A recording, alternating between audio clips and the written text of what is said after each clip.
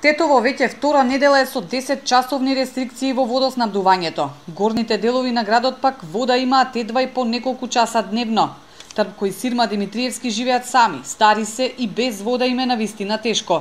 Се снаоѓаат со шишиња, буриња, а вода им подаваат и соседите кои имаат цистерни. Ова нагоре па нема ич. Да идеш нагоре мие, има мало, они нема виш горе. А овде се исцедуе таке полека. Нема. Тешко е. Ти страх да влезеш в купатију, не можеш.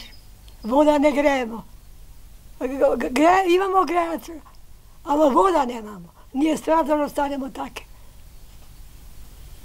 Мијени, не мијени. Многу лошо.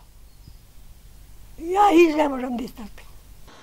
Рестрикциите се воведоа откако настана голем дефект на цевководот од новиот водовод, кој бил оштетен откако се случила ерозија на земјиштето кај селото Бозовце.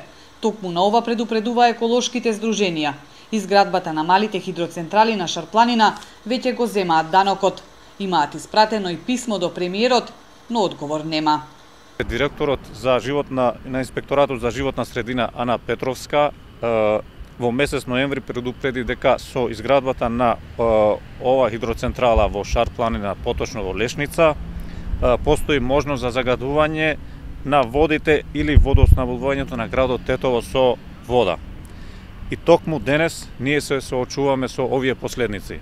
Граѓаните сакаат да знаат каква хипотека имате кај хидромафијата. Дали има тука злосторничко здружување?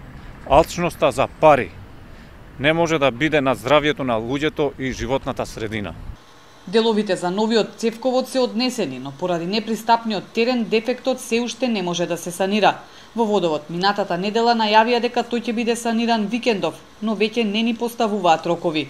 Тетовци веројатно нема за брзо да добијат нормално водоснабдување.